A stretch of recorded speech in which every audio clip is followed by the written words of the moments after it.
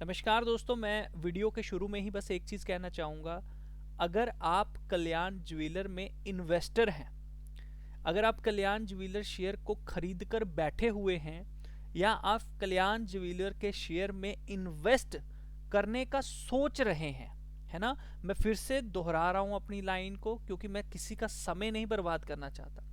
अगर आप कल्याण jeweller share में इन्वेस्ट कर चुके हैं या कल्याण ज्वेलर शेयर में आप लोग इन्वेस्ट करने का सोच रहे हैं, या फिर मैं ये कहना चाहूंगा कि आप कल्याण ज्वेलर शेयर को ले चुके हैं, अब एग्जिट करने का सोच रहे हैं, तो ये वीडियो सिर्फ और सिर्फ इन्हीं 2 या 3 लोगों के लिए है, कोई इंट्राडे के लिए नहीं है। तो आगे बढ़ने से पहले बस मेरा ये आपसे कहना है। तो अब वीडियो एंड तक देखना ताकि आपको सारी चीजें समझ आ सके।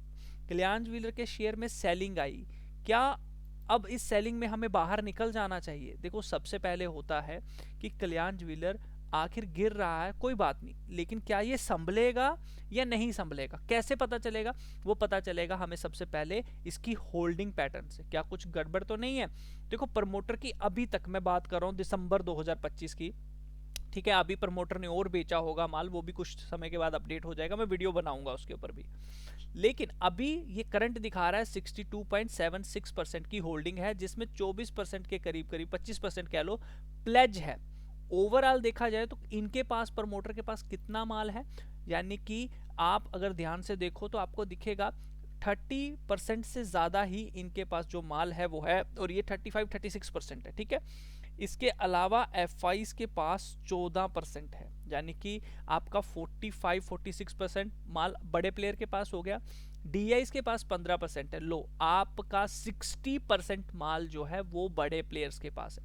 तो इस स्टॉक में एफ और डी की अगर अकेले की बात करें दोनों की, तो इनका नियर अराउंड 15% के करीब करीब इसमें शेयर होल्डिंग पैटर्न है, जो कि ये बता रहा है कि ये एक अच्छा संकेत है ना। आपने भी अच्छी जगह इन्वेस्ट किया है।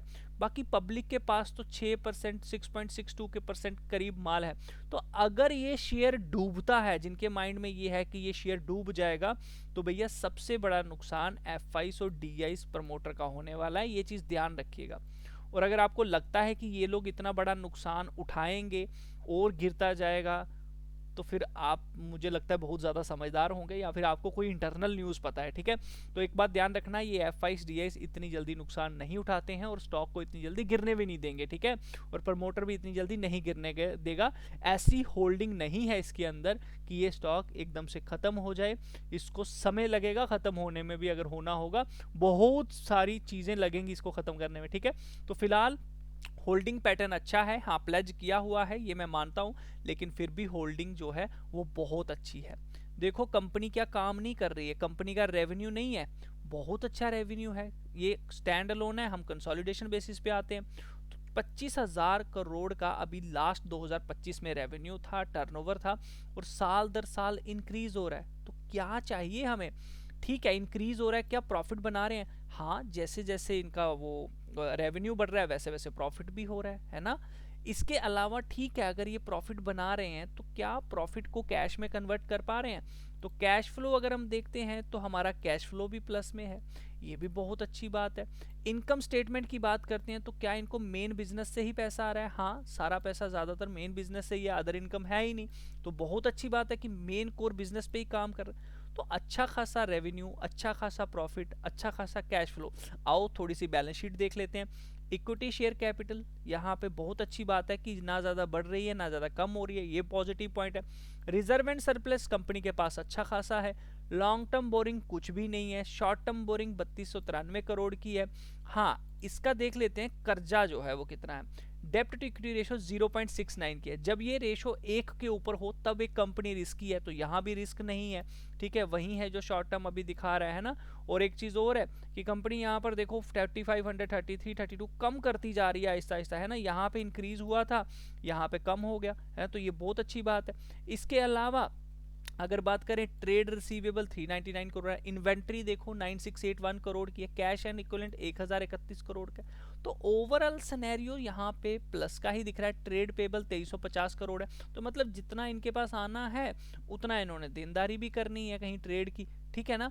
तो ओवरऑल अगर आप इनकी बात करें तो आप कह सकते हो कंपनी कैश रिच भी है, कंपनी प्रॉफिट में भी है और कंपनी अच्छा खासा काम कर रही है। तो फंडामेंटली कोई दिक्कत नहीं है, अच्छी खासी लोगों की इन्वेस्टमेंट भी है बड़े प्लेयर की। तो फिलहाल कोई ऐसी स्थिति नहीं दिख रही है कि कंपनी खत्म हो जाए। अब इसमें काम करेगा आप लोगों का टेक्निकल, है ना। तो एज पर टेक्निकल इसके अंदर क्या लेवल्स निकल कर आते हैं, मैं आइए आप लोगों को बता देता हूं। करंट सिनेरियो ये कहता है कि 341 इज ए बिग सपोर्ट और 414 इज ए बिग रेजिस्टेंस। ये एक ऐसा जोन है जहां पे ना हमें बाइंग करनी है ना सेलिंग करनी है, हमें वेट करना है बड़े प्लेयर्स का, ठीक है। हमें अगर कहीं डिसीजन लेना है हम 341 के करीब लेंगे, अभी इसे नहीं छेड़ना है। ध्यान रखना ये एक जोन है। क्या है ये? एक जोन है। आप देखिए यहाँ पे एक चैनल पैटर्न बना था, एक कंसोलिडेशन जो थी वो हुई थी, आप लोग देख के चलिए यहाँ पे, है ना। और ये बहुत अच्छा प्राइस है यहाँ पर अगर मिलता है कोई रिवर्सल तो।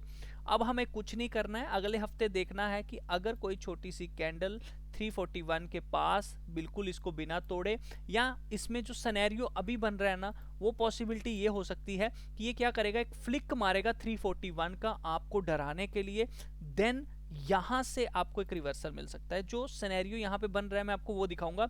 आई बिलीव दैट कहीं ना कहीं इस तरह से एक फ्लिक बजना चाहिए और ये रिवर्स हो जाना चाहिए पूरा, तो हो सकता है आपको यहाँ एंट्री मिले। तो आप लोग रेडी रहिए 341 के पास। अगर कोई ऊपर के भाव पे लेके बैठा है वो यहाँ एवरेज करने का सोचे और कहीं नहीं। लेकिन कब? अगर ये 341 के ऊपर निकल जाए, बस एक बार इसके नीचे जाए देन इसके ऊपर क्लोजिंग आ जाए। हाँ 341 के नीचे जाएगा जो भी इसने लो बनाया होगा, लेकिन लो ज्यादा यहाँ नहीं हो जाना चाहिए 280, है ना। तो हमें छोटा सा 300 के नीचे तो हमें स्टॉप लॉस रखना नहीं है। आप ये वाली कैंडल का भी रख सकते हो। तो इसके नीचे से होकर जैसे ही ऊपर आता है एक बाइंग बनती है, आपको टारगेट देखने को मिलेगा 441 का, 440 का। एंड देन अगर इसने ब्रेकआउट दिया तो अगेन ऊपर की तरफ जर्नी चलना शुरू हो जाएगी, क्योंकि fundamental is okay, promoter holding is okay, कोई बुरी बात इसमें नहीं देखने को मिल रही है। सो ये एक प्राइस जो अभी नीचे आया है ये सस्ता हुआ है। आप ये सोचिए किसी ने यहां भी लिया होगा, 700 पे भी लिया होगा, किसी ने 600 पे भी लिया है, तो हमें एक बहुत अच्छा प्राइस यहां से देखने को मिल रहा है। अगर आप ऊपर से नोटिस करो तो नियर अराउंड यहां पर मैं कहता हूं आपको 56% सस्ता प्राइस मिलेगा, ठीक है। तो हम यहाँ पर रिवर्सल जरूर ढूंढेंगे। हो सकता है एक छोटी सी कैंडल यहाँ पे बने और देन रिवर्सल हो जाए, है ना। तो ऊपर की साइड हम 441 के ऊपर बाइंग का सोचेंगे, नीचे की साइड 341 के पास हम बाइंग का सोचेंगे। जो भी रिवर्सल होगा मैं जरूर अपडेट आप लोगों के लिए लगाऊंगा। लेकिन अगर यहाँ से रिवर्सल आता है, ब्रेकआउट आता है, तो आने वाले समय में क्या टारगेट हो सकते हैं? तो सिंपल सी बात है, जो अभी ट्रेंड ब्रेक करके आया वही ट्रेंड दोबारा से फॉलो होगा। तो नियर अराउंड आप देख सकते हो ये एक ट्रेंड लाइन थी, यहीं टूटी, उसके बाद इसका रेजिस्टेंस था। दोबारा से जब ये ऊपर जाएगा तो हो सकता है कि अब इस ट्रेंड लाइन को फॉलो करे, तो वही वापस बन रहा है। 900 1000 के टारगेट्स आपको आने वाले समय में देने को ये दे सकता है। लेकिन अगर अब ये ब्लैक वाली ट्रेंड लाइन टूटेगी तो ठीक है, हो सकता है अब ये क्या करे, ये कुछ इस तरह से चलना पैटर्न शुरू हो जाए। तो अभी कुछ दिनों में आपको एक रिवर्सल जरूर 341 से देखने को मिलेगा। देन हो सकता है आहिस्ता आहिस्ता करके यहाँ तो ऊपर की साइड ये ट्रेंड लाइन टूटने दो, प्लस 41 का लेवल टूटने दो। 41 का लेवल अभी क्यों इंपॉर्टेंट है? क्योंकि ये पास है, अगर ये नीचे आ गया इसके तो फिर ये ट्रेंड लाइन और नीचे आ जाएगी, तो उस केस में हम ब्रेक करेंगे, यहाँ पे ट्रेंड लाइन टूट जाए, है ना। तो नीचे की तरफ 263, 210, 170 अच्छे लेवल हैं, बनाएंगे इसके ऊपर भी वीडियो। अगर कोई रिवर्सल देखने को मिलेगा आप सब्सक्राइब करके जरूर रखिएगा एंड वीडियो को जरूर शेयर करिएगा, ताकि मैं उस टाइम पे बना सकूँ वीडियो अगर ज्यादा लोगों के पास पहुंची होगी, ठीक है। तो 341 को भैया मार्क कर लो, अंधाधुंध बाइंग नहीं करनी है। यहाँ पे कोई रिवर्सल आएगा सोचेंगे, मूड बनाएंगे, कोई ब्रेकआउट जैसा सिनेरियो बनेगा तब, क्योंकि अब कहता क्या होगा, डायरेक्टली लेना है। कभी भी स्टॉक जब गिर रहा है ना उसको डायरेक्टली नहीं लेना होता है। ये फालिंग नाइफ है, हाथ लगाओगे जल जाओगे, कट जाओगे, ठीक है। यहाँ आने दो, थोड़ी कंसोलिडेशन होने दो, कोई डब्ल्यू पैटर्न बने दो, कोई ब्रेकआउट आने दो, लेंगे, सोचेंगे। इतना गिरा है तो 10-20% ऊपर भी जाएगा, वो प्रॉफिट बुकिंग भी कर सकते हैं हम, है ना, छोटा सा टारगेट लेके। लॉन्ग टर्म वाले वेट करो 414 के ऊपर, या फिर जब भी कभी समय निकाल कर ये भैया इस तरह से कोई ब्रेकआउट दे यहाँ पर, तब हम बाइंग सोचेंगे। तो आई होप आपको चीज़ें समझ आई होंगी, समझ आई हैं तो लाइक करना, शेयर करना। इसी तरह की और वीडियो आप जो है पाने के लिए चैनल को सब्सक्राइब कर सकते हो। लेकिन 341 के नीचे इस स्टॉक में एक बड़ा फॉल आ सकता है, लेकिन मेरा मानना है फ्लिक मारेगा नीचे और ऊपर आ जाएगा। ठीक है, तो अगले हफ्ते की कैंडल बहुत इंपॉर्टेंट होने वाली है, ये थोड़ा सा ध्यान रखिएगा। जैसे ये फ्लिक बना था ना, वैसे ही फ्लिक बनने वाला है। अब मुझे लगता है ये लोगों का एसएल हिट करके ये ऊपर की तरफ निकलने वाला है, लेकिन ये भी हो सकता है मैं गलत हो जाऊं, फॉल करता रहे। तो इसीलिए मैं कह रहा हूं बाइंग नहीं करनी है, हमें बाइंग तब करनी है जब कोई रिवर्सल दिखेगा। रिवर्सल के लिए क्या है, अगर आप सीखना चाहते हो तो हमारी प्लेलिस्ट में चले जाइए, यहाँ पे आप लोगों को जीरो टू हीरो वाली ये प्लेलिस्ट मिल जाएगी, इसमें ज़रूर आप देख के जो है सीख सकते हैं। मिलता हूँ नेक्स्ट वीडियो में, तब तक के लिए अपना ख्याल रखिए। वीडियो को शेयर ज़रूर करिएगा, चैनल को सब्सक्राइब जरूर करिएगा। ट्रेड लेने से पहले एक बार अपने फाइनेंशियल एडवाइजर से ज़रूर पूछिए, क्योंकि रिस्क आप सबका है।